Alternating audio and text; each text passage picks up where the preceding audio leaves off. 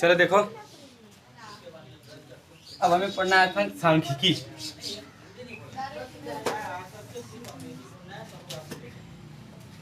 सांख्यिकी में क्या होता है, तीन चीज निकाला जाता है। क्या? समांतर माध्य, माध्य, बहुलक, और एक निकाला जाता है माध्यिका। ये कक्षा 8 में ही सिखाया जाता है। इसमें क्या होता है कि कोई एक आंकड़ा देगा। अब आंकड़ा वो कुछ भी हो सकता है। आंकड़े का मतलब होता है परीक्षा में अगर पाए गए सभी बच्चों का नंबर भी दे सकता है, या जनगणना के हिसाब से एक गांव में घरों की द्वारा सदस्यों की संख्या भी दे सकता है, कुछ भी दूरियां दे सकता है। तो उन्हीं आंकड़ों का हमें निकालना होता है समांतर माध्य और माध्यिका और बहुलक। तो समांतर माध्य के लिए होता है कि आंकड़ों का योग बटे आंकड़ों की संख्या, आंकड़ों का योग बटे आंकड़ों की संख्या। ठीक। अब बहुलक माध्यिका को देख लो। उसके बाद अब माध्यिका क्या करते हैं, तो माध्यिका का मतलब होता है कि उस पूरे आंकड़े में सबसे बीच में कौन है, सबसे बीच में कौन है, बीच वाले को खोजते हैं, वही माध्यिका होती है। तो बीच वाले को खोजने के लिए क्या किया जाता है, अगर बाय द वे हमारे पास 3 लोग हैं तो हम बीच में जो बैठा रहेगा उसको कह देंगे बीच में। तो यानी विषम संख्या यदि रहती है तो इसके लिए 2 सूत्र होते हैं। एक होता है विषम के लिए, मान लेते हैं यन। यन क्या होता है, आंकड़ों की संख्या, आंकड़ों की संख्या। यदि मान लेते हैं यन विषम आ गया, विषम, विषम आ गया, विषम मतलब जो 2 से विभाजित नहीं, तो उसके लिए क्या करेंगे हम, यन प्लस 1 बटे के 2 1 पर। कैसे? जिसे 3 लोग हैं बीच में, या 5 लोग को हम कर लेते हैं। तो 5 लोग के बीच में पूछेगा कौन सा व्यक्ति बीच में बैठा है, तो हम कहेंगे तीसरा बैठा है। तो वो कैसे निकलता है, 5 5 में एक जोड़ लो, 6 6 का आधा कर लो, यानी कि 3। तीसरा पद आएगा, तीसरा पद इसमें कौन है, 1 2 3, यानी यहाँ पर जो मान रहेगा उसी को लिख लेंगे, वो उसकी माध्यिका हो जाएगी। लेकिन यदि यही विषम की जगह सम में हो गए तब, यानी n बराबर सम, 6 लोग हो गए। तो 6 लोग हो गए तो बीच में अब 2 लोग दिखाई देंगे। बीच में कितने लोग दिखाई देंगे, 2 लोग। तो जब 2 लोग दिखाई देंगे तो अब हम क्या करेंगे कि अब बीच वाले मान को खोजना है। तो अभी इन दोनों के बीच में जो रहेगा वही इसकी माध्यिका होगी। तो इन दोनों के बीच के खोजने के लिए क्या करता है, सम संख्या होता है। तो उसके लिए सूत्र होता है यन बटे के 2 पर प्लस यन प्लस 1 बटे के 2 पर 1 बटे के 2, यानी इन दोनों को जोड़कर 2 से भागा दे दो, वही बीच वाला मान निकल जाएगा। परिमेय संख्या या कोई भी संख्या के बीच का संख्या निकालने के लिए हम यही सूत्र जानते हैं, दोनों का योग बटे के उनकी भागे 2, यानी कि दोनों का योग और भागे 2 कर देंगे तो बीच का मान निकल जाएगा। ये हो गया माध्यिका। अब आता है बहुलक। बहुलक और माध्यिका निकालने के लिए क्या किया जाए, सबसे पहले आंकड़ों को आरोही क्रम में या तो लिखेंगे या तो अवरोही क्रम में, उसके बाद काम करेंगे। और बाकी के लिए चाहे जैसे अगर कर लेंगे तो उससे कोई दिक्कत नहीं होगा। लेकिन अब माध्यिका निकालने के लिए आंकड़ों को क्या होना चाहिए, या तो अवरोही क्रम में होना चाहिए या तो आरोही। बहुलक यानी आंकड़ों में जो सबसे अधिक बार जो संख्या आएगी वही आंकड़ों की क्या कहलाती है, बहुलक। जैसे एक आंकड़ा हम लिख लेते हैं 2 4 6 3 2 5 2 7 3। अब पूछ दिया गया इस आंकड़े का बहुलक क्या है, तो इसमें आरोही क्रम और अवरोही क्रम में लिखने की जरूरत नहीं। जो सबसे अधिक बार आएगा, 2 कितने बार है, 3 बार है ना, तो इसका बहुलक क्या हो जाएगा, 2। इस आंकड़े का बहुलक 2। और अगर कोई और संख्या इससे ज्यादा होती है तो वही उसका क्या हो जाती है, बहुलक। समझ गए बात को। चलो देखो, आंकड़ों का तो हम लोग समांतर माध्य, बहुलक और माध्यिका निकालना सीखे। अब वर्गीकृत आंकड़ों का देगा। वर्गीकृत आंकड़ों का मतलब होता है कि जैसे कोई आंकड़ा देगा उसको थोड़ा सा बारंबारता के रूप में बना देगा। बारंबारता का मतलब अगर कहीं 4 कई बार आया होगा, मान लेते हैं किसी आंकड़े में 4 3 बार आ गया तो वही उसकी क्या होती है, बारंबारता। तो इस तरह से बदल के इसको वर्गीकृत किया गया होगा, उसी का हमें समांतर माध्य या माध्य, इसमें माध्य नाम से वो चीज दिया है। तो माध्य ज्ञात करने के लिए हमारे पास इसमें 3 विधि, ठीक। एक है प्रत्यक्ष विधि, एक है प्रत्यक्ष विधि,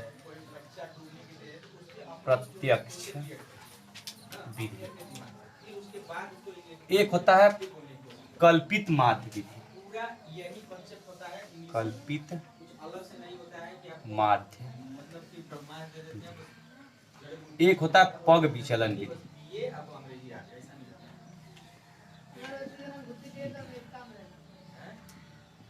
प्रत्यक्ष विधि, कल्पित माध्य विधि और पग विचलन विधि। अब इन्हीं तीनों विधियों से हमें क्या निकालना होगा? माध्य, माध्य जिसमें से जैसे हम लोगों ने दो चरों के रैखिक समीकरण हल करने के लिए कई विधियां सीखा है, विलोपन, प्रतिस्थापन, ब्रज गुणन विधि और बाकी विधि, लेकिन सबसे क्या निकलता है? एक ही सोल्यूशन मिलता है। तो वैसे ही इन तीनों विधियों का परिणाम एक का होगा, लेकिन अब हल करने के तरीके लेकिन सबके अलग अलग। सबसे पहले प्रत्यक्ष विधि को जानेंगे, उसके बाद दोनों को पारी पारा हम लोग पढ़ लेंगे। प्रत्यक्ष विधि के सूत्र क्या होता है? क्या यक्स के ऊपर बार, यानी ये दर्शाता है कि माध्य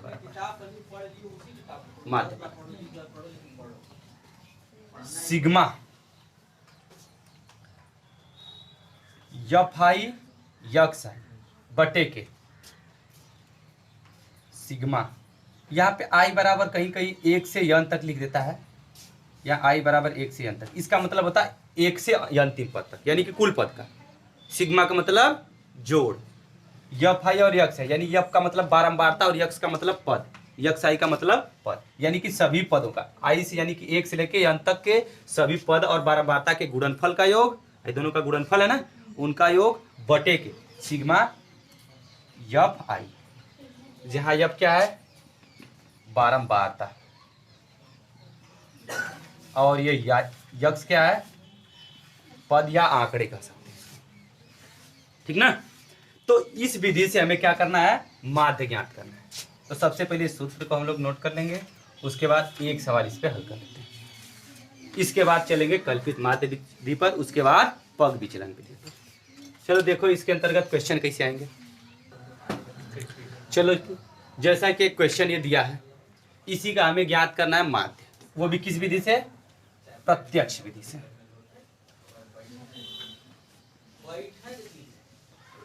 प्रत्यक्ष विधि में हमने सूत्र लिखा है क्या? अभी सिग्मा यफ आई यक्स आई बटे के सिग्मा यफ, यफ मतलब बारंबारता, जो कि यही दिया है यफ आई का मान, और ये यक्स आई का मान टोटल दिया, ठीक। तो सबसे पहले उनका गुणनफल करना है हमें, यानी यफ और यक्स का गुणा, जिसको कहते हैं हम यफ आई और यक्स आई का मान निकल जाएगा।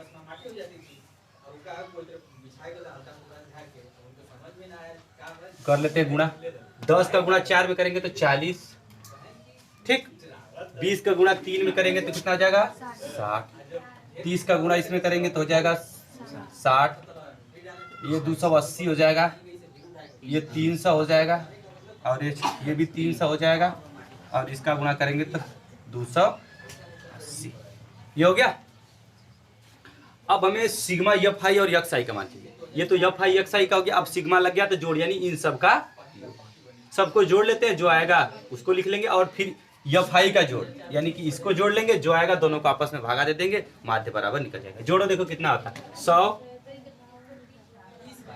ऐसे नहीं जोड़, सब कुछ 0 है, 0, 10, 16, 24, 32, 2 हो गया 3, 3 3 6 4 10, 10 और 10 3 13, यानी कि 1320 आएगा। यानी इसको पूरा जोड़ लेंगे, वही सिग्मा, सूत्र को नीचे लिख लेते हैं पहले, यहाँ पे देखो सिग्मा यफ आई यक्स आई का मान कितना आ गया? 1320 आ गया। अब यफ आई का मान देखो, सिग्मा यफ आई बराबर, इस सबको जोड़ लो, जितना आएगा उसी से ले जाके इसमें भागा दे देना है। कितना आएगा? 7, 4 3 7 2 9 9 7 हो जाएगा 16, 16 22, 22 5 27, 27 4 31, 31 हो जाएगा। तो यानी कि आ गया हमारा क्या? तो प्रत्यक्ष विधि से हल करना था, विधि बताया अभी, सिग्मा यफ आई यक्स आई बटे के सिग्मा यफ, यानी कि 1320 भागे 31। अब इसी का इसमें भागा दे देना है, जो उत्तर आएगा वही इसका क्या हो जाएगा? माध्य। भागा देने के लिए बहुत सारे तरीके होते हैं, 3 चौके 12, 4 बार एक बार चला जाएगा। तो भागा दे के जितना आएगा उसी को लिख लेते हैं। देखो 31 का भागा पहले देखे 4 बार जाएगा, लगभग 3 बार तो जाएगा नहीं, मतलब 3 बार ज़्यादा कम हो जाएगा, 4 बार 5 बार ले जाएंगे तो ज़्यादा आ जाएगा। तो 3 चौके 12 यानी 120, 120, 124, 124 आएगा। 4 बार ले गए तो 124, 132 में से 124 घटा लो, आ जाएगा। ऐसा बचेगा हमारे पास क्या, 8 बचेगा। ठीक, 8 बचेगा तो 80 हो जाएगा। 8 बचेगा तो 80 हो जाएगा। अब 80 हो गया तो अब 3 बार तो जाएगा नहीं, तो 2 बार जाएगा। 31 दूना के 62, 2 बार चला गया तो बचेगा कितना, 18 बच जाएगा। यानी इधर से 8, 18। अब दशमलव लगा देंगे तो 0, दशमलव लगा देंगे तो 0, 180 हो जाएगा। अब 3 तरीक के 9 यानी कि अब 6 बार ज़्यादा चला जाएगा, लगभग 5 बार जाएगा। तो यानी कि 42.5 इसका क्या हो गया, मान। ठीक ना, यही इसका क्या है, प्रत्यक्ष विधि से यही किया जाता है। सिग्मा FI और XI का मान निकाल के सबको जोड़ लेंगे और फिर बारंबारता से उसमें क्या कर लेंगे। अब इसी क्वेश्चन को हम लोग पढ़ेंगे कल्पित माध्य विधि से माध्य ज्ञात करना। ठीक, तो कल्पित माध्य विधि का सूत्र पहले हम यहाँ पे लिख लेते हैं। माध्य विधि, कल्पित माध्य विधि का सूत्र देखो क्या होता है, ए प्लस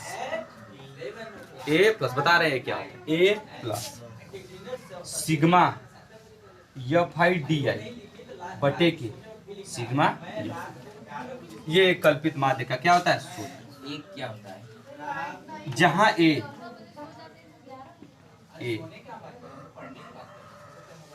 कल्पना किया गया माध्य, यानी कह सकते हैं माध्य का बीच वाला मान, बीच का मान जिसको कहते हैं कल्पित, यानी कल्पित, यही होता है कल्पित माध्य। बता रहे हैं कल्पित माध्य कैसे निकलेगा, जहां डी विचलन होता है, जो ये डी है विचलन कहते हैं इसको। ठीक, ये कैसे निकलेंगे हम सबसे पहले, और डी निकालने के लिए एक सूत्र होता है, DI बराबर XI माइनस ए। आई लगा है मतलब वही 1 से n तक या जितने पद रहेंगे उसमें, XI माइनस ए।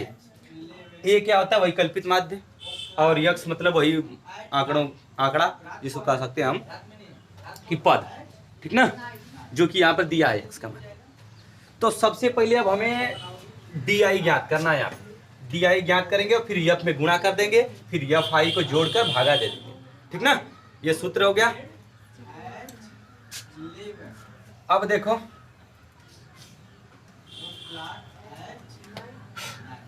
D निकालना है हमें, D निकालना है। तो D कैसे निकलेगा, अभी बताएं, XI माइनस ए, सूत्र इसका होता है XI माइनस ए। अब एक कौन होगा, यानी कि कल्पना किया गया माध्य, यानी आंकड़ों के सबसे बीच वाले मान को खोज लेंगे। आंकड़ों के सबसे बीच में देखो 40 दिख रहा है, यही क्या है, ए का, आंकड़ों के सबसे बीच में 40 है ना, यही क्या है, ए। अगर 2 ठिकानों आ गई, मान लेते हैं अगर एक ठ्याउट दे देता, मान लेते हैं 80 दिया रहता, ठीक ना, तो अब इसमें बीच में कौन होता, भैया तो 50 भी तो हो सकता, तो दोनों में से किसी एक को हम ले लेंगे, क्योंकि हम कल्पना कर रहे हैं माध्य का। तो यानी हो सकता है 40 भी हो सकता है और 50 भी हो सकता है, कौनों ले सकते हैं ना। हाँ, अगर 2 ठे बीच में आ गया तब देखो 3 ठे नीचे, 3 ठे ऊपर गायब, 2 ठे बचे, तो इनमें से हम किसी एक को ले लेंगे। लेकिन यहाँ पर है नहीं फिलहाल, अगर नहीं है तो 40 से बीच में है। ठीक ना, अब क्या करेंगे, अब उसी को यक्स में से घटा लेंगे। तो यहाँ पर यक्स आई यानी कि 10 माइनस 40 हो जाएगा, बराबर -30 आएगा। ठीक, अगला देखो 20 में से घटाएंगे तो 20 माइनस 40 बराबर कितना आ जाएगा, -20 आएगा। क्यों, अभी यक्स आई माइनस ए लिखे, यानी यक्स के हर पद में से ए को घटाएंगे तो वही DI का मान निकलेगा। अगर पहले पद में से 40 को घटाएंगे तो D के पहला पद निकलेगा, और दूसर के पद में से दूसर ए को घटाएंगे तो D का दूसर का पद निकलेगा। इस तरह तीसर के पद में से घटाएंगे तो तीसर का पद, चौथे पद में से घटाएंगे तो चौथा। तो हम क्या किए, 20 माइनस 40 कर लिए, यानी XI माइनस ए लिखा है ना, तो आ जाएगा -30। फिर 30 माइनस 40 करने पर -10, फिर 40 माइनस 40 यानी कि एक जगह 0 हो गया। अब फिर क्या होगा 50 माइनस 40 बराबर कितना हो जाएगा 10 प्लस 10। अब यहाँ पे निकालेंगे तो 60 माइनस 40 बराबर 20 और 70 माइनस 40 बराबर क्या हो जाएगा 30। हो गया ये डी का मान। लेकिन अभी हमें निकालना है डी आई एफ आई दोनों का गुणनफल का योग, दोनों के गुणनफल का योग, यानी सिग्मा एफ आई डी आई का मतलब होता है कि बारंबारता और विचलन के गुणनफल का योग। अब विचलन निकल गया। अब हम आ जाते हैं इधर निकाल लेने के लिए एफ आई और डी। ठीक, एफ और डी का गुणा कला, एफ का मान यहाँ दिया है तो यहाँ इसका मान है, तो 4 का गुणा -30 में करेंगे तो -120, 3 का गुणा 20 में करेंगे तो -60, 2 का गुणा करेंगे 10 में तो -20, 7 सुनाई 0 हो जाएगा, 6 का गुणा 1 में करेंगे तो 60 मतलब 10 में, और इसके बाद 5 का गुणा 20 में करेंगे तो 100, और 4 का गुणा 30 में करेंगे तो कितना हो जाएगा 120। हो गया यहाँ तक। अब सबको जोड़ लेना है, तो जोड़ने का तरीका ही ना क्लास की जोड़ ले तो माइनस प्लस कुल संग में जोड़, ऐसा नहीं होता। माइनस माइनस को जोड़कर प्लस प्लस को जोड़कर माइनस को क्या कर लेते हैं घटा लेते हैं। हम सब लोग जानते हैं कि जहाँ माइनस प्लस टकराते हैं आपस में तो वहाँ घटा लिया जाता है, जो बड़ा पड़ता है उसका चिन्ह लिख लेते हैं। अगर माइनस वाला बड़ा पड़ गया तो माइनस में जोड़ आएगा, अगर पड़ गया छोटा माइनस वाला तो प्लस का चिन्ह आ जाएगा। तो क्या करेंगे देखो, हाई 120 से 120 जोड़ने हैं, -120 प्लस 120 काम खत्म, हाई 60 120 काम खत्म, हाइया बचत 100 माइनस 20, 100 में से 20 घटाएंगे तो 80, यानी sigma F I D I equal to +80। चाहे जैसे इसको हल कर लो, तीनों को जोड़कर इन दोनों को जोड़कर आपस में घटाओ, चाहे जैसे 80 है। ठीक, यहाँ से 60 से 60 खत्म हुआ था, 120 से 120 यानी कि 100 माइनस 20 बचा था। इसके बाद हम क्या करेंगे सिग्मा एफ आई को जोड़ेंगे, तो अभी सब लोग जोड़े थे, इसका उत्तर आया था 31। हो गया। अब सूत्र यहाँ पे हमारे पास है, ठीक है ना, ए यहाँ पर हम रख लेते हैं। ए का मान क्या है 40, यानी x के ऊपर बार, ए का मान अभी 40 माने हैं, plus sigma F I D आई का मान अभी निकला है क्या 80 और बटे के 31। ठीक, x के ऊपर बार बराबर 40 प्लस इसका इसमें भगा देंगे 31 का, तो वही कई बार जाएगा 2 बार जाएगा, पहले 2 बार जाएगा तो हो जाएगा 31 दूना 62 यानी बचेगा 18, 180, वही 3 5 15 यानी 3 और 3 6 18, 180 186 हो जाएगा, ज्यादा हो जाएगा तो लगभग 5 बार जाएगा तो 0.5, इन दोनों को जोड़ लेंगे तो 42.5, यही इसका क्या हो जाएगा माध्य हो जाएगा। उस विधि से भी यही निकला था और इस विधि से यही निकला था, दोनों विधियों से क्या परिणाम एक आएगा। अब कौन सी विधि उचित है और कौन सी अनुचित, या कौन सी आसान है और कौन सा थोड़ा सा कठिन है, अब ये निर्णय आपस में। हाँ, लेकिन जिस विधि से सवाल को कहेगा उस विधि से हमें लगाना पड़ेगा। चलो देखो, ये क्वेश्चन है विद्यार्थियों के एक समूह द्वारा अपने पर्यावरण संचेतना अभियान के अंतर्गत एक सर्वेक्षण किया गया, जिसमें उन्होंने एक मोहल्ले के 20 घरों में लगे हुए पौधों से संबंधित निम्नलिखित आंकड़ों को एकत्रित किया। प्रति घर माध्य पौधों की संख्या ज्ञात कीजिए। यानी कि घरों में, यानी कि जब वो सर्वेक्षण किया गया तो पाया गया कि 0 से 2 यानी कि लगभग 1 और 2 घर में एक ठे पेड़ पाया, मतलब 2 ठे पौधा लगभग एक घर में पाया जा रहा है, और 2 से 4 यानी कि जिसमें 2 भी हो सकता है और 4 भी हो सकता है, वो 2 घरों में पाया जा रहा है। और फिर 4 से 6 पौधा एक घर में पाया जा रहा है, तो 6 से 8 पौधा 5 घर में पाया जा रहा है, और 8 से 10 पौधा 6 घर में पाया जा रहा है, और 10 से 12 2 घर में पाया जा रहा है, और 12 से 14 3 घरों में पाया जा रहा है। तो इसका हमें माध्य ज्ञात करना है। तो माध्य ज्ञात करने के लिए तुम जिस विधि का उपयोग कर सकते हो, लेकिन सबसे पहले ये तो बारंबारता यफ दिया है, इसी को हम बोलते हैं यफ आई। ठीक, अब हमें यक्स का मान निकालना होगा, यही यक्स होता है, लेकिन जब वर्ग माप में, इसको बोलते हैं वर्ग माप में दे देता है, तो उसमें यक्स का मान निकालने के लिए क्या जाता है, इसी को यहाँ पर इसके मध्य मान को ही यक्स कहा जाएगा, यानी बीच वाले मान को, इसके बीच वाले मान को। ठीक ना, जैसे इन दोनों के बीच में क्या है 0 और 2 के बीच में 1 आएगा, 9 समझ में आ रहा है, तो दोनों को जोड़कर 2 से भागा दे। किसी का बीच का मान ज्ञात करने के लिए दोनों को जोड़ लो और 2 से भागा दे दो, तो 2 में 0 जोड़ेंगे तो 2 का भागा देंगे, इन दोनों के बीच में 1 आएगा, इन दोनों के बीच में 3 आएगा, इन दोनों के बीच में 5 आएगा, यहाँ पे 7 आएगा, यहाँ पे 9 आएगा, यहाँ पे 11 आएगा और यहाँ पे 13। ठीक, इसको ज्ञात करने के लिए दोनों को जोड़कर दूसरे भगा देंगे। ना समझ में आए तो वैसे यक्ष आई मध्यमान इसको दिखाते हैं, यानी यक्ष का निकालने के लिए यही कह लेते हैं दोनों के बीच में। अब यक्ष आई गया, यफ आई गया, यक्ष आई गया, यफ आई गया। तो अब दोनों में से प्रत्यक्ष विधि से करो चाहे कल्पित माध्य से, प्रत्यक्ष विधि से करो चाहे कल्पित माध्य से, चाहे पग विचलन से। तो हम पहले 2 विधियां बताए हैं, दोनों में से पहले किस विधि का वर्णन करें? तो प्रत्यक्ष विधि से। प्रत्यक्ष विधि में हमें क्या क्या चाहिए? सिग्मा यफ आई यक्स आई बटे के सिग्मा यफ आई। ठीक, तो अब यफ निकल रहा है, यक्स निकल रहा है, गुणा कर लेंगे तो सिग्मा यफ आई यक्स आई हो जाएगा, फिर उनको जोड़ देंगे तो सिग्मा यफ आई यक्स का गुणा कर लेते, 1 1 कम 1, 3 दूना के 6, 5 1 कम 5, 5 7 5, अब यह 9 9 6 14, 22, 11 दूनी 22, 13 अब देखो जो सिग्मा यफ आई को भी जोड़ना पड़ता है, यानी कि सभी बारंबारताओं का योग, जिसका अभी सवाल में कहा गया था ये ऊपर में कि 20 घरों में, तो लगभग कुल 20 घर हैं। देखो 2 1 3 1 4 5 9 9 में 6 15 15 5 यानी 20 ठे दिया है, तो पहले ही कह दिया था कि टोटल घर 20 है। ठीक ना, आया तो ना आया समझ में आता, जोड़ लो। अब इसके बाद बात करते हैं इसके जोड़। जब इसको जोड़ेंगे तो वो होता है सिग्मा यफ आई और यक्स, इसका टू कितना आएगा?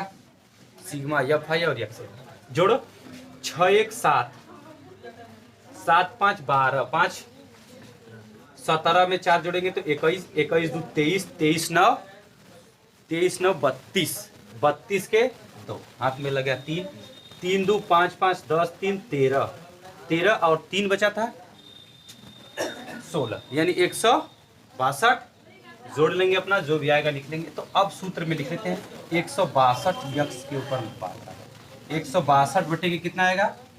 20, 20 से भागा देते हैं, 2 से पहले काट लेते हैं, 2 दान 2 8 1, यानी कि 81, यानी 81 बटे 10 का मतलब होता है 8.1, यानी इसका माध्य क्या आ गया? 8.1, यही क्या इसका आंसर 8.1। और इसको अब पग विचलन वो कल्पित माध्य से भी करते तब भी वही 8.1 है।